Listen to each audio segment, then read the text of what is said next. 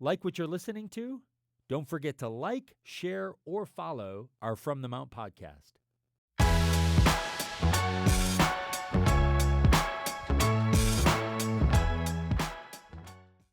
Hello, everyone, and welcome to another episode of From the Mount, a podcast from the campus of Mount Perrin Christian School. I'm your host of today's episode, Steve. Kyle, back in the saddle. Viola Lucier co-hosting. So happy to be back. Viola, yes. you've been, and if you've listened to a number of these, you might have said, where's Viola? What's happened? You have a job. We've talked about this. You have a full-time job. Work's got me working. You do, yeah, it does. And you've been crazy busy, and unfortunately, we've not been able to hold everything up because of that. You've been missed, and there's even been people that have been like, where's Viola been? I'm here. And I'm like, she's here, and so I'm glad you are back. Welcome back, Viola. Thank you. And it's a great episode to have you back for. We have another first-time guest. So if you're listening, well, let me start off again. If you're listening, if you haven't liked, shared, or followed our podcast, make sure you do that with all your friends and family. There's some great information, including, again, today's episode. You're going to learn stuff. You're going to learn some awesome stuff that even I, in preparation for this and with my time getting to know Laura, I've learned things and made assumptions.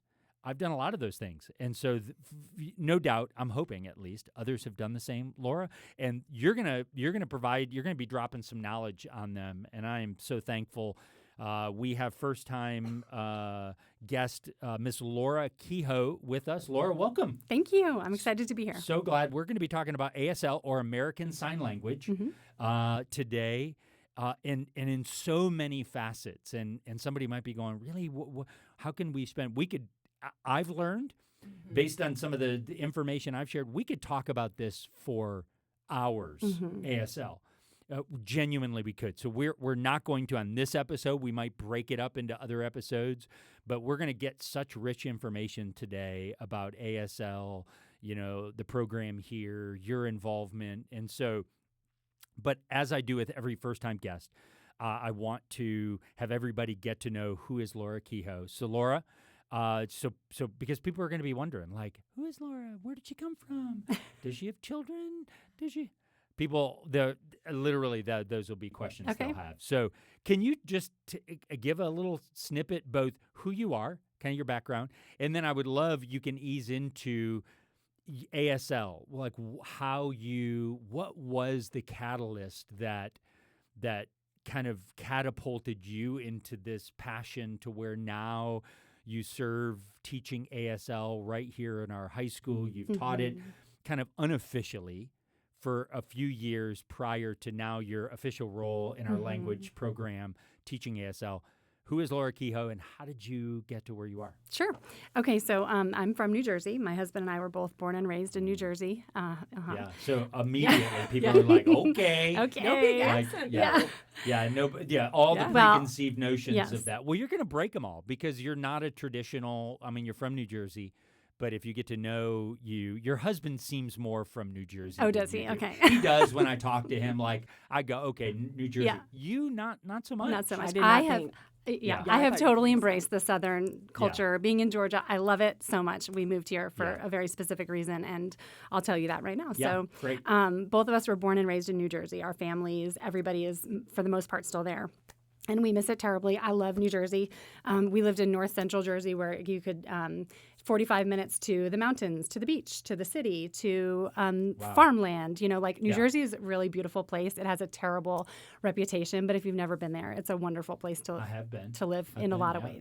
It's beautiful. And then in some ways, it's not a wonderful place to live.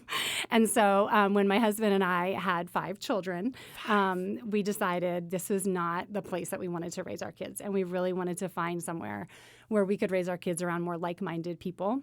And we just couldn't find that there. We had a wonderful church. I mean, we lived in a small town. We could walk to church. We could walk to the grocery store, to the town pool. It was like really, the kids went in the backyard and played in the woods. Like all the things that you think about New Jersey, there are some of that, but then there's also wonderful places too. So we lived in this wonderful small town that we love, but we just couldn't find the people, the community that we wanted. Yeah. So we prayed for a long time, like I'm talking years, and I thought the answer was no for many years. And then I realized that the answer was not yet. And it was after like it was before COVID, several years before COVID happened, that I was like, we need to move, and it's like now or never until when our kids start getting into like high school, it's gonna feel too late.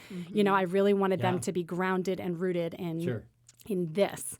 And so we prayed for a long time and got nothing. And like my husband was sending out resumes left and right and like literally got no responses. So I was like, okay, God, I guess the answer is no. And then COVID happened and I homeschooled my kids for 2 years, which was like so hard, but like looking back, it was the best 2 years of our family's life. It was wonderful.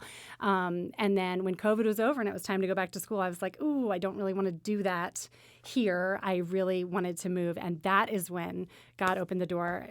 My husband, Todd, got one offer, and it was in Atlanta, and it was actually to do exactly what he's doing now. So it was like, what you're doing in New York City, you can do in Atlanta. Oh, neat. And so he came to me, and he was like, I got an offer. I was like, what? Where? Because we were like, we want to move to North Carolina or Tennessee or all these places I'd never been, but they sounded really nice, and they looked pretty on TV, you know? And he said, Atlanta. And I was like, oh, no. That's too far south. I heard it's really hot there, you know? And he was like, Laura, you haven't been to any of the places that we've talked about. So we came for a weekend. We looked around. I did my research on Christian schools. Like, that's where I learned what a covenant school is and that a covenant school exists. Okay, Yeah. so I knew Sure. that there were Christian schools down here, but I didn't even know the difference between covenant and non-covenant. Sure. And that is what I learned when I was touring schools. And I literally was like, I was on a tour of another school, and they said, we are not a covenant school. And I said, can you tell me what that means? And they explained what that meant. And I literally left the tour in the middle. I was like, I don't have time for that. That is not why we're moving down here. I need to be where the Christians are. Like, I want my kids to be taught by people who love Jesus, and to be like, I want them surrounded by that. Otherwise, we can stay where we are, you know? Like, so I found Mount Perrin, and it was like, this is where we want to be. And we applied and did all the tests and all the things, and got in. And a year or two after that, I was hired to teach third grade here. So I'm a teacher by trade and a sign language interpreter. But I taught elementary school for many years up in New Jersey at a private school there. And so I was hired to teach third grade here. And so now I have this wonderful thing where I'm at school with my kids. We come back and forth. I mean, this is our community. great. This is our family.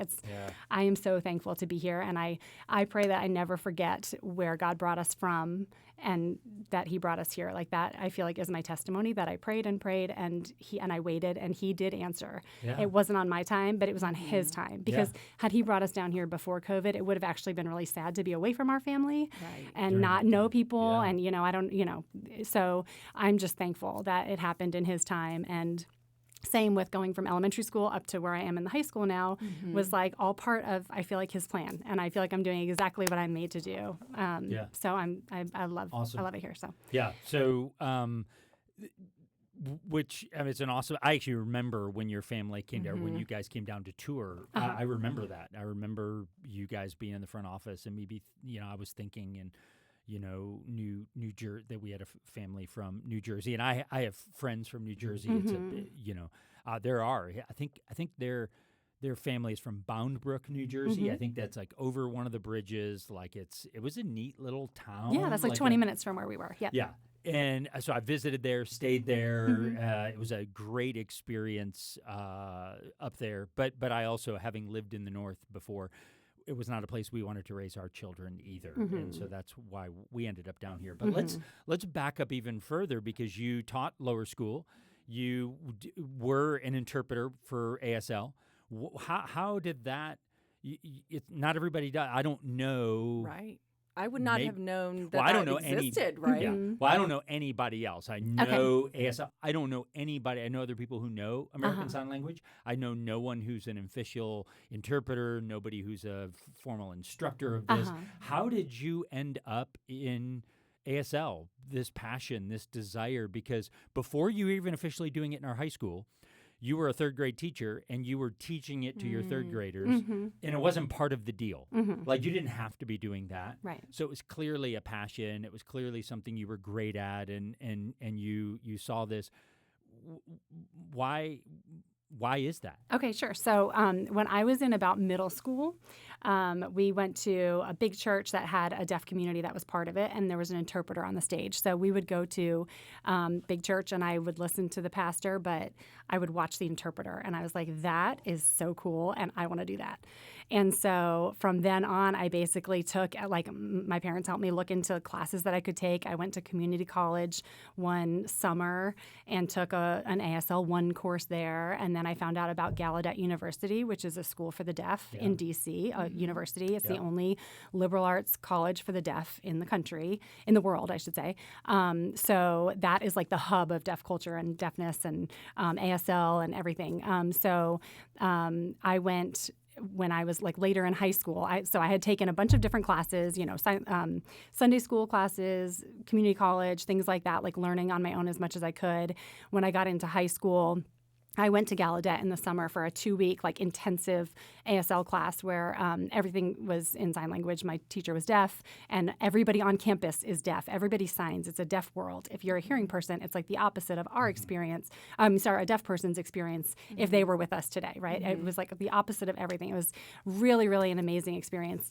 I learned lots of more sign language there, obviously. I went into college. I tested out for my language. I didn't need to take a language in college because I knew so much ASL at that point. So I took a test, didn't have to take a language, continued to learn ASL. And then I, instead of like a study abroad in college, for my sophomore year, spring semester, I went to Gallaudet as a visiting student. So at that time, they only took I think it was like 12 or 14 hearing people that could come only for a semester and be part of the college there. So all your classes were in sign language? Yes. So I was a psychology minor, education major. I just looked at my transcript actually. I took like abnormal psych. I took like a rock climbing class. I took like all the my regular college courses, but I took them at Gallaudet. Everybody signed. The teachers all signed. My roommate was deaf.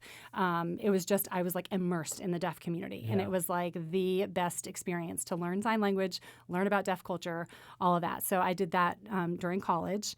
So my signing skills continued to improve.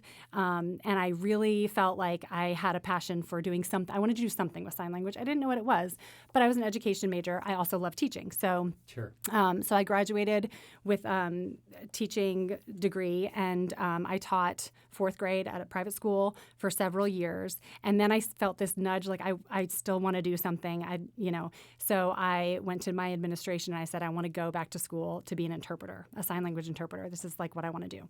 So I took classes while I was teaching, and then I wound up, so you have to go back to school to take interpreting classes. So it's not just like you learn the language and you can interpret, right? Yeah.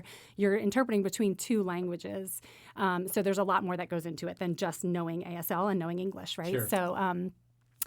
So I went back to school for that, and I wound up getting nationally certified. So I have my RID certification, which is a registry for interpreters for the deaf, which is a national certification, which qualified me to interpret for basically anything. Like I could, when I got that, I stopped teaching, and I interpreted, like I did community work. So I worked for an agency. They would call me when a deaf person had a doctor's appointment or a business interview or whatever. A deaf person needed to go do something. They would contact the agency. The agency would call me, and I would go to a hospital, overnight visits at a hospital. Someone's having a baby. A deaf person's having a baby, and they need an interpreter.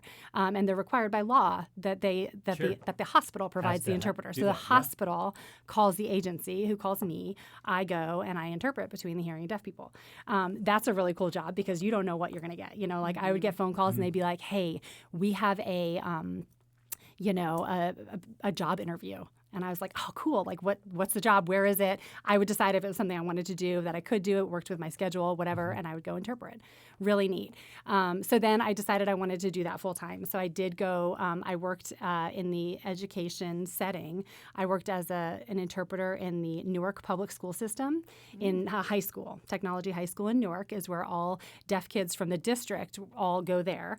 And they had, or at the time, I haven't checked in with them for many years now, but they had a staff of interpreters, teachers of the deaf. It was like a whole, they had everything that a deaf student needs to be successful in a public school system. So I was one of the interpreters. And so basically for that, I would go to every class with all these deaf kids, and we would take turns, the interpreters, so that kids aren't with one person all the time. And I basically would interpret everything in the classroom, what the teacher said, what the students said, the kids fooling around in the background, the fight in the hallway, there's an ambulance outside, like any sound that I heard, I would interpret for the deaf student, and vice versa. If they were communicating with their kids, other students, I would say it in English. Which is interesting. And, it's funny. Once you start doing that for a while, you get to know the deaf people that you're working for.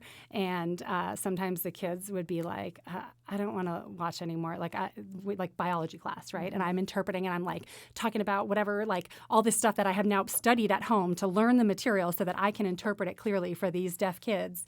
And they're like, I'm tired of watching. You don't have to sign anymore. I'm going to put my head down. And I'm like, but they have the right to do that, just like hearing kids could, I'm like, okay. So sometimes if they're not watching me, like I put my hands down and I'm not going to sign. And then as soon as they look up, I continue interpreting, Anyway, really cool experience. I did that for 2 years until we had our first baby. And then we had our second and our third, our fourth and our fifth. And I was able to stay home with them. And I stayed home for 12 years. While I was home with them, after a couple of years, I did start my own little small business. I called it Little Signing Hands. And I did Mommy and Me sign language classes. So I would, it was really neat. I would rent out spaces, and people would come with their babies, and I'd teach them sign language. And then I was hired by libraries to do sign language classes for the community. I did some teacher trainings, like how to incorporate sign language into your curriculum, stuff like that. So I did things here and there still with sign language while I was home with my kids, but it was very flexible on my schedule kind of thing. I feel like you've lived 100 lives. I know. It sounds like I have. I'm tired. Right? I was going to say, your hands got to be exhausted. It's your eyes that get tired, actually, when you're signing, because you're having to focus visually. Look, if we're talking and I can look over here and we can still have a conversation, and I'm relying on my ears. But when you're signing with someone, you really have to be zoned in. Like the deaf student I just mentioned, like they're tired of watching biology and they want to take a break. Right. So they put their head down and close their eyes. Then that's them turning it off. So got it. And I agree. When you were saying all that stuff, I'm like, golly, what have I done with my life? Right. But so for those that don't know exactly, just simply, you don't have to go into when we talk about ASL or American Sign Language, for those that may not know what that actually is, and then how is it different than another, because one of the interesting things, and I didn't just learn this, but I remember reading it again thinking, ASL is not just the English language with hand gestures. It's really its own language. Right. And so for those that might not know, what is American Sign Language? How would you best define it for someone who's so explain to me what is ASL? What would be your kind of best succinct definition? So ASL is a visual gestural language. There is no written form. The best thing that I would say is that English or any spoken language is linear. So we just say word, word, word, word, word. Our brains make meaning. We have vocal intonations and stuff, of course, that to show, to change the meaning a little bit, and our brains figure out the meaning from that. ASL is a 3D language. So you are signing words. The words have meaning, but you're incorporating a whole bunch of other things too into the sign. Your signing space, the way your shoulders move shows different things. Like an attitude? Well, it could be like an attitude, but no, more like I was talking to if I'm explaining a conversation between two people, I would sign this way for what one person said and this for what another. Okay, I wouldn't say she said this and he said that. I would say and if it's an adult talking to a child, the adult is looking down at the child. So eye gaze is important. Okay, I'm showing the stature basically of the person who you're speaking to up. So there's a whole bunch of other things incorporated in sign language that you don't realize unless you know sign. And so, yeah, I would say that the 3D versus linear language is the best way to explain that there's so much more than just what's happening on your hands. In fact, there's been research, I forget what the percentage is, but something like they say 90% of sign language, it does not happen on your hands. Only 10% does, because so much is happening on your face, your expression, your body movement, everything that's in your signing space. Yeah. Wow. So how is it, and again, this might be a dumb question, but someone else might be wondering it too. When you talk about American Sign Language, is there an international sign language? Does every country or certain countries have their own version of sign language? And what kind of overlap, if any, is there between them? So my students and I just watched a video in our class today, actually, about this a little bit, talked about it.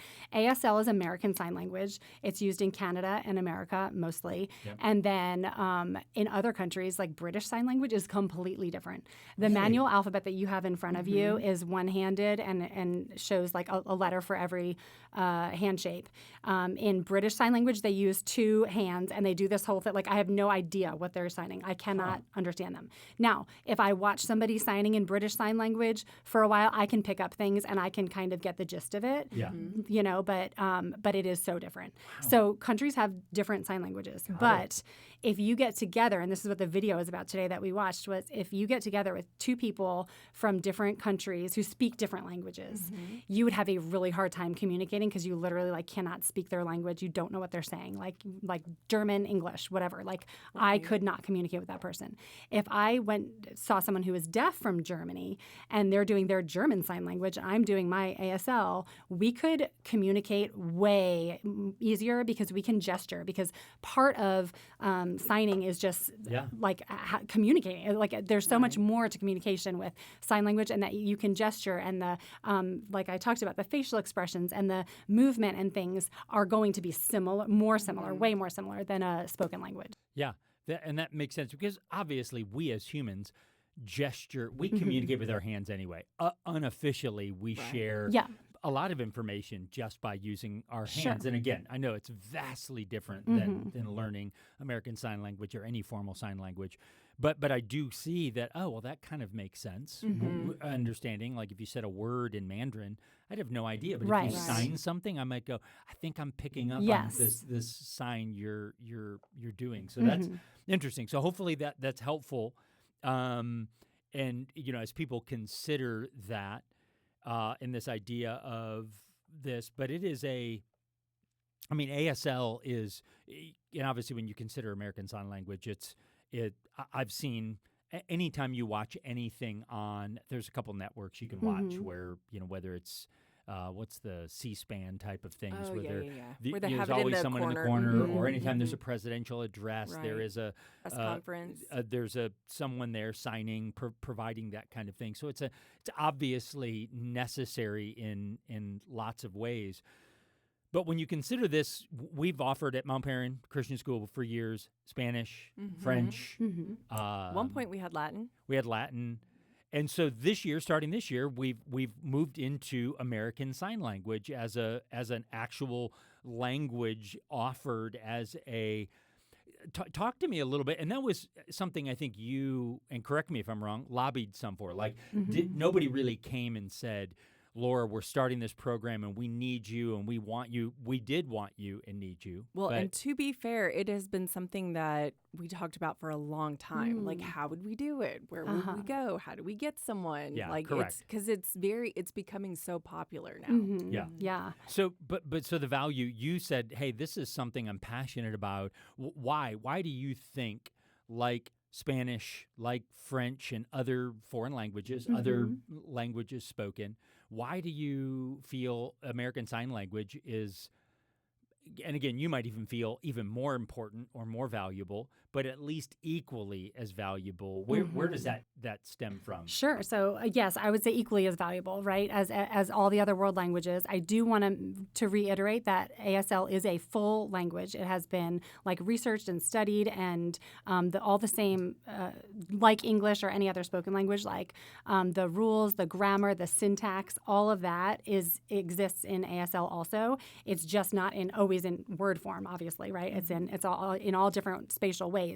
But it is an official world language accepted by most colleges, and And yes, is becoming a lot more popular. There's lots of high schools around here that offer ASL. But what I would say is, especially having it at Mount Perrin, because it's a language that I love. And yes, I went to administration 2 years ago, and I said, I think a school of our caliber should have more than 2 languages. And Spanish and French are wonderful, but I really think we should offer something new. And I actually was like, like Mandarin or sign language. And I said, if you would be interested in sign language, I would love to teach it. Yeah. So, what type of student would be the best profile for this? Because my brain doesn't talk to my hands very well, but I can do a foreign language. But that's why I was terrible at piano, because I was like, what is going on? It just doesn't connect. Okay, so that's a great question. So, different languages are better for different students. Someone who struggles with English and written language, often they say that Spanish is the best language for you because it's actually most similar to English in the written form. And I guess I don't speak Spanish, so I don't know, but that's what I understand. So someone who is a visual learner, oftentimes ASL would be better for them, obviously, right? Because it's not an auditory language, it's just visual. However, you do need to consider if you're in an ASL class, like in my ASL class, I strive to do 90% of the class in ASL. And I'll be honest with ASL, my ASL ones, I would say it's more like 80% probably. But we are signing a lot in class and not speaking so much. So it's kind of culture shock for them, like the class is quiet. If that makes you uncomfortable, you're going to be uncomfortable in my class. If you cannot attend for long periods of time, you're going to have a very hard time. Like if you can't focus on someone, keep eye contact for a very long time, it's hard for some people.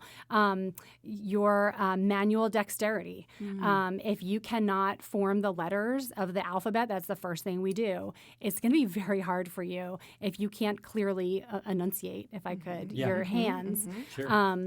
So there's a lot of different aspects that people don't really think about when you're talking about learning sign language. People are like, "Oh, it's so cool because it looks like you can see it, right? So it looks different. It's really neat, but it isn't for everyone. But there are a lot of students that it is a great fit for. And the reality is, it's not just the assumption like, "Oh, learning other foreign languages are really hard. This will probably be easy." Not at all. Like this isn't just like, "Oh, this is for the kids who struggle and can't learn the other languages. Maybe they can go." No, this is just. This, for many, will be equally as difficult, and maybe even more so, in depending on how you're wired, how you're made. And here's the thing, that's okay. You don't, it doesn't have to be like, "Oh, but I should be able to be great at this." And no, that's not how just life works in general. So, and I think there are some people who might go, "Oh, that just looks fun. Let's just do a fun language." Okay, well, I mean, it is fun, I'm sure. Right, but it's still a language. Still language. It's hard, and certainly, hopefully, you're certainly prepared for that. But why do you think though it's so important to offer it? Not just to say, "Hey, we just need a third one," because we just need that Sure. What? Because you obviously see it as value. It adds value in some way. If I'm a student who takes your classes, and I don't know how many levels we offer of ASL. We're going to offer them all soon, hopefully. Well, but eventually we get up to. Yes. What was it that you're like, "No, I really think, just not because I love this and I want to teach it." That's great. Sure. But where is the I hate to even just say value add, but that is part of it.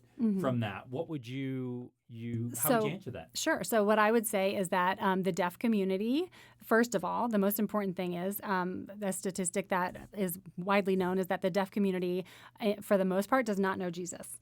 2% of the deaf community are Christians. Wow. So when you think about that, think about why that is, right? Like somebody talked to you about the Lord and introduced you to Him, and that's how you became a Christian. That's how you learned about it. If somebody who doesn't know your language doesn't tell you about Jesus, you're not going to know. So I think a really big part for me of my motivation is let's learn this language so that we can go out and tell the community what our job is, right? Which is to tell people about Jesus and to be a light for Him. So when we talk about preparing servant leaders, now some people, I don't know what these students are going to be called to do, but what I see my job as is teaching ASL so they have it as a tool for their life. They can use it, and I talk to my kids about this all the time, my students, that everything that we do in the classroom can be used in your life in the future, right? When you meet a deaf person, so like I was a waitress, to add to my list of all the things I did. I was a waitress like in college at some point in the summer. And when a deaf couple came into my restaurant and happened to be seated in my section, and they were ready to communicate with me with signing and gesturing, writing back and forth, pointing, all the things they usually do. And I realized they were deaf. I put down my papers and my pencil, and I was like, "Hi, my name," and I signed. And I can remember that husband was like, the wife was looking at her menu, and he was like, he was so excited to see someone who could speak his language. How awesome that is. So our kids are going to be able to take, our ASL students are going to be able to take this language into their healthcare, into when they're a doctor and a deaf. Let me tell you, if there are deaf people in Atlanta who want to go to a doctor and they find out this orthopedist knows ASL and that one doesn't, guess where they're going to go? Right. They're going to come to you because you can communicate with them. Now, you probably need an interpreter. You do need an interpreter still if you are not a certified interpreter. You'll still need an interpreter, but that doctor can communicate with you and can connect with you on some level in your language is what humans need, is that connection, right? So I'm thinking healthcare, education, ministry, anybody who wants to be a teacher. Look what I did. I was a teacher for years and years. I incorporated it into the classroom. Who knows what seeds were planted that those kids are going to go and be able to communicate and to connect with deaf people. You know, that's the whole reason we learn any language, is to communicate with another people group, learn about another people group, and love on them. Yeah, which is awesome. And so which I think this might be a great lead in then, because you reference the deaf community, a people group. This is a really interesting and I'll be honest, I'm guilty, I think, of, especially when I was younger, growing up, middle school, high school, deaf, the deaf community, someone who was deaf, it was a disability. You were born with a disability of some kind. You are unable to hear. You were, quote, supposed to be able to hear when we look at it from that perspective. But the reality of this is the deaf, it's not a disability. It is an actual community, a separate culture. Will you talk a little bit about the deaf community as a culture when you consider, because I think changing that's a paradigm shift for people. That's a like, oh my goodness, that's a perspective change on, I don't look and go, oh, look at, they have a disability. Right. Oh, actually, you're part of the deaf community. You have a different culture, and I've learned a little about your culture. Will you just talk a little bit about the deaf as a culture and not as, and again, I'm not saying that depending on how people feel about disabilities and all that. But I think that's a really interesting perspective, and I would love for you, because you've worked so closely with this deaf culture, to talk about it. Sure. So there are two different aspects or viewpoints of deafness, and one is the medical view of deafness, which is a hearing loss. It focuses on the loss and what the person doesn't have, right? They cannot hear. What's their level of hearing loss? Like, how much can you not hear? It's considered a disability. It's focusing on the absence of hearing. Okay, and now the other aspect is that deafness is cultural. Now, an interesting thing that you probably don't know, and I also want to preface this by saying, no matter what I explain right now, you're probably not going to walk away and be like, oh, I totally get it. She's right. There's two views of deafness, and it's definitely a culture. Like, it's definitely something that hopefully this weekend you're going to go home and be like, how would a deaf person do that? How and you're going to think more about this and maybe come to your own conclusion at some point that and see that what I'm saying is true. But in the deaf community, the way deaf people describe themselves, if they write the word deaf with a lowercase d or a capital D, is different. So a lowercase d means that deafness is a disability, it's a disadvantage, it's a loss. It's focusing on basically the medical view of deafness. And is that typically someone who was born with hearing that has lost it? Or would someone even born without hearing also describe themselves lowercase, capital It D? could be either one, Okay. either one, Okay. because really the culture revolves around the language. So if you were born deaf, let's say, and your parents decided they were not going to expose you to sign language and to be able to communicate in that way, and they were going to raise you in oral schools, learning how to lip read as best as you can, and learning to speak as best you can, even though you can't hear what you sound like and what other people sound like and what the words are supposed to sound like. Sure. And if that's the way that's the route that they take, then that deaf person would consider themselves deaf, lowercase d. The capital D deaf would be somebody who embraces the language, sees it as, yes, I can't hear, but that's the only thing I can't do. Okay, so around that language learning it becomes a cultural identity. And it's something that you may not even be able to understand as I explain until you go somewhere like Gallaudet and you see deaf people signing. I've actually been there. Have you? There. Well, we lived in D.C. and okay. one of the students at the private school I work for had a deaf brother who that's why they were in the area. So no, Gallaudet was probably 30 minutes from where we live for almost 5 years. So I've been there before. Okay, cool. And now not it was just literally a visit. Yeah. But I remember that experience and I was completely ignorant of the deaf community, but knew, of course, I had already heard of Gallaudet. That's how I say it. I don't know the actual proper way to say it, but had been to the campus It's even like when I this. was talking about you and talking with you and your husband when he had told me that you spend every summer, you still go back there and spend a little time. I was like, well, I've been there before. We had a student that it's a really fascinating place. Yes. To go. I felt weird. Anyway, we could talk another time about how I felt completely out of place as a you were the speaker. minority, right? Correct, I Yes. was, but not out of place like, oh, this is really weird. Like, wow, I feel like it's like me going over to a country that doesn't speak my language, Right. where everybody else is engaging in Yes. a high level. They're enjoying life, and there's things going on, and it was. And then there's me just looking around, going, I'm missing so much right now. Right. Like it was visiting a culture where they were all experiencing it, and I'm like, boy, I wish I knew the language because I don't know what's going on. Right. And so so you got a little bit of an experience of what a deaf person experiences every day in the hearing world, right? Of not being able to communicate unless somebody knows their language, Correct. you know. That deaf culture stems from a shared language, shared experience of being deaf in a hearing world. It's the same values. They're a collectivist culture instead of individualism, like us Americans who are like, I'm out for myself. I'm gonna, deaf culture, while they're American too in the U.S. obviously, but they have more of a collectivism. Like they want what's good for the group, not for the individual.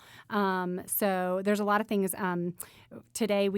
So little things that you wouldn't realize, like the way deaf people get attention, right? Everything that we do that's auditory, they do visually, right? Obviously. So like getting attention, keeping eye contact. Deaf people are very direct. Like they're going to tell you, like if you gained weight, you're going to be told that you gained weight.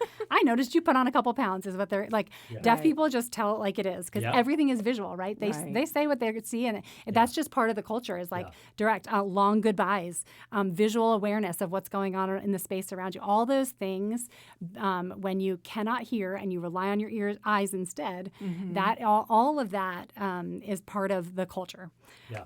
And not only that, one of the things that stood out to me was, of course, and you've already mentioned this, the expression, the body language. It's so much more than just if we're sitting and we're talking. Right. And words are communicating and I'm conveying certain things with the words I'm using. That you can still sometimes do that, but when you're not the one, you're around a very immersive and for the most part, very expressive, like when you're the different people and the facial expressions and the shoulders, a lot. And again, to me, it's so fast. I always look at it and go, what in the world? How does anybody? But that's how I feel about any foreign language.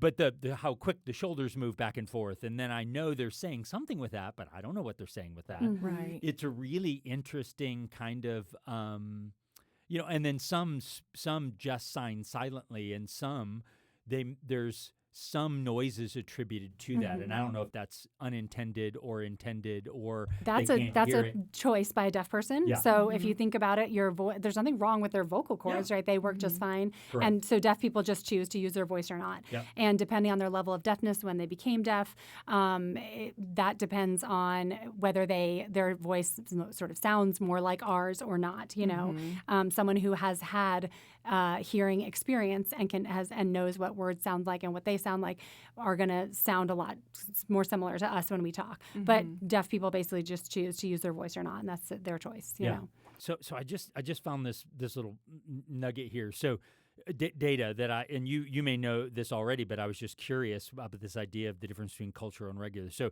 according to, this is AI, but there's 11 million Americans consider themselves deaf or have serious difficulty in hearing. But culturally deaf, it's somewhere between only 500,000 and 1 million total that consider themselves or identify as culturally deaf and use ASL as their primary means of communication. So thank you, Laura, for doing that. And thank you for being on the episode. Viola, glad to have you back again. And let me thank you all for listening to another episode of From the Mount.